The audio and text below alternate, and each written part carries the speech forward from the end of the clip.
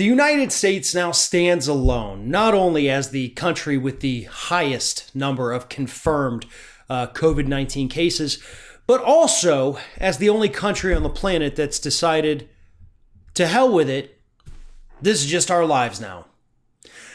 Every other country that has been infected with this pandemic has, at least on the national scale, tried to do something. Enacting some kind of national policy, national stimulus, national lockdown, national quarantine, national social distancing policies. They've done that. We here in the United States bailed out big businesses. We made a lot of money available for small businesses, but ended up letting the big vultures come and take that for themselves as well. And we gave half the population of the country $1,200 once. The countries that were able to overcome coronavirus were giving their citizens $1,000 to $2,000 every single month during this so that they would be okay staying home. They wouldn't feel the need to rush out in the middle of a pandemic and go back to work. They would be taken care of. They forced the quarantine. They forced these stay-at-home orders. I mean, some countries actually went around door to door checking people's temperatures, but also making sure that they had food and the necessities that they needed to be able to survive. Here in the United States, nope.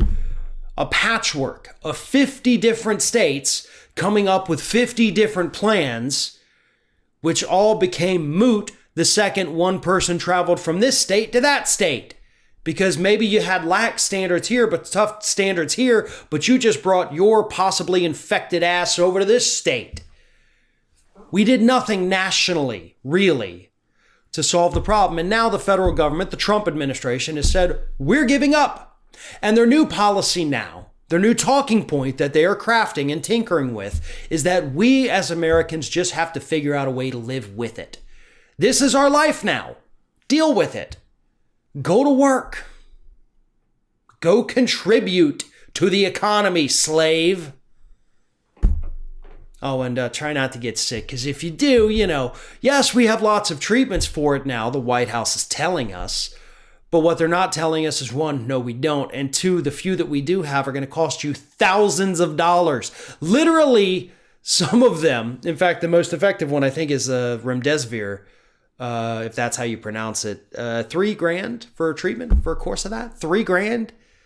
But you only gave us a stimulus of $1,200? Yeah, how's that supposed to work? What about the 40 plus million Americans who lost their jobs? And Trump's out there saying, hey, we added 4 million jobs in June. Cool. We lost more than 46 million overall. So we're still at a negative 42 million from when this thing started. What about those? This administration has given up because they don't know how to do it. And the problem is there are people within the administration who do know how to do it. But those people aren't allowed to set the policy. Dr. Fauci, for example, he is a smart person. And he has been the sole voice of reason from this administration. Trump could have emerged as the hero in all of this, by the way. All he had to do was tell the Treasury, I am ordering you to send out monthly stimulus checks to every American citizen, regardless of income. Regardless of income. Do it. Every single person. He would have been the hero. He would have had his name on those checks, and it would have prevented a lot of the economic hardship that we are seeing in this country right now. Democrats could have emerged as the heroes if they had, in Congress, kept pushing more stimulus for American workers instead of saying, oh, well, I guess the Republicans won't let us. And they want to make corporations immune from lawsuits. And maybe, I guess we're okay with that too, but we can't do more stimulus. Just the weakest group of babies I think I've ever seen. Absolutely pathetic. And then the Republicans are absolutely corrupt. That is uniquely American, folks. I'm not saying that other governments aren't weak or corrupt. They are. But the combination that we have seen here in the United States, that's why we didn't beat the thing. That's why we didn't beat this virus. That's why just about everybody else did. Because they didn't have to put up with the same crap that we have to put up with. They also don't necessarily have the same kind of public that is as arrogant as we are as Americans. Across the board, we failed on everything. We suck. And this virus exposed a lot of that. Not just with how we handle the virus, but just as who we are.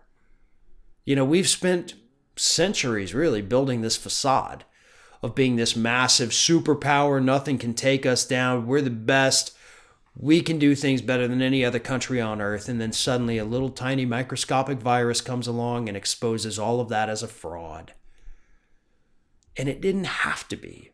We didn't have to be exposed as frauds. We could have led the way. But instead, we have a giant man-child as president. We have the weakest Democrats imaginable in charge of the House and the most corrupt Republicans in history running the Senate. The three of those things combined made it impossible for the United States to beat the pandemic.